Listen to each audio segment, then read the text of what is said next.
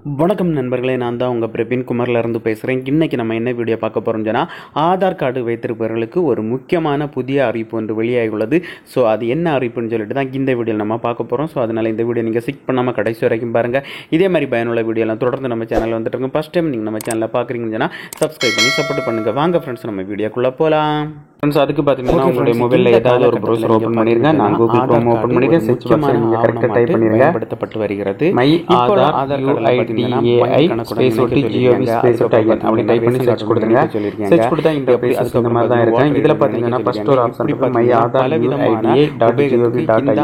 அந்த ஆப்ஷனை கிளிக் பண்ணிருங்க. கிளிக் பண்ணா உங்களுக்கு இன்னொரு பேஜுக்குள்ளால போகும்.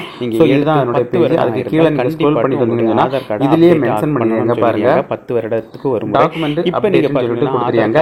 எடுத்து உங்களுக்கு 10 வருடம் ஆயிருந்தா கண்டிப்பா உங்களுடைய ஆதார் கார்டு 14/6/2025 தான் கொடுத்துருக்காங்க. ஸோ அதாவது பார்த்தீங்கன்னா வருகிற ஜூலைன்னு நினைக்கிறேன், ஜூன் மாதத்துல இதோட சர்வீஸ் ஃப்ரீயா கொடுக்குறாங்க. அதுக்கு பிறகு பண்ணிட்டு வராங்க. நீங்க அமௌண்ட் பே பண்ணி பண்ற மாதிரி தான் இருக்கும். ஸோ இதுக்கு பார்த்தீங்கன்னா நீங்க ஃபர்ஸ்ட் பார்த்தீங்கன்னா இந்த ஆப்ஷனை நீங்க கிளிக் பண்ணிடுங்க.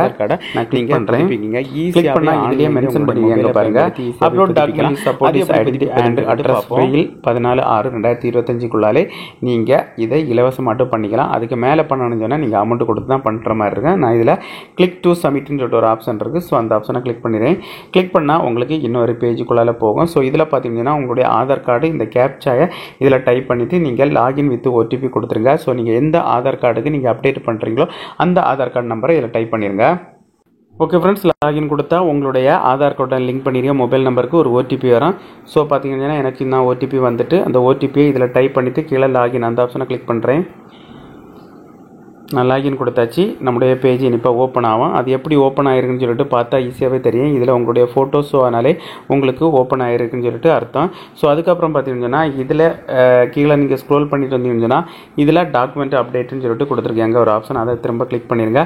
கிளிக் பண்ணால் இந்த மாதிரி தான் ஒரு பேஜ் வரும். இதில் பார்த்தீங்கன்னு சொன்னால் நெக்ஸ்ட் அந்த ஆப்ஷனை கிளிக் பண்ணிடுங்க.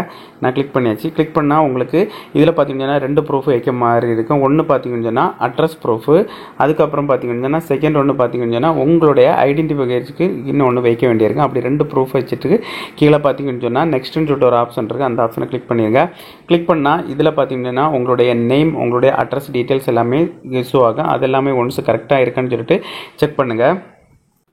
செக் பண்ணிவிட்டு அதுக்கு கீழே பார்த்தீங்கன்னா இதில் I verify that above details is கரெக்ட்னு சொல்லிட்டு இருக்கேன். அந்த ஆப்ஷனை கிளிக் பண்ணுங்க.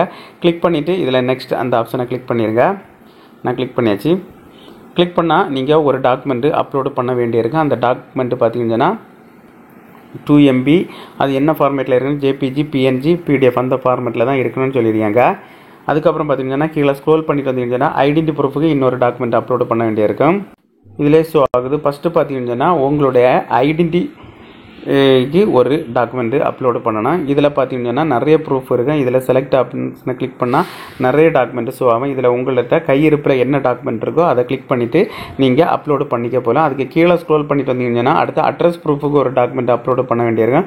அதுவும் பார்த்தீங்கன்னா இந்த செலக்ட் ஆப்ஷனை கிளிக் பண்ணால் இதுக்கு அட்ரஸ் ப்ரூஃபுக்கு என்னெல்லாம் டாக்குமெண்ட் வைக்கலாம்னு சொல்லிட்டு டாக்குமெண்ட் நேம் ஷோ ஆகும். அதில் உங்கள் கையில் என்ன டாக்குமெண்ட் இருக்கோ அதை நீங்கள் அப்லோடு பண்ணுங்கள். பண்ணிவிட்டு பார்த்தீங்கன்னா நெக்ஸ்ட் கொடுத்துட்டு நீங்கள் சப்மிட் கொடுத்தா போதும்.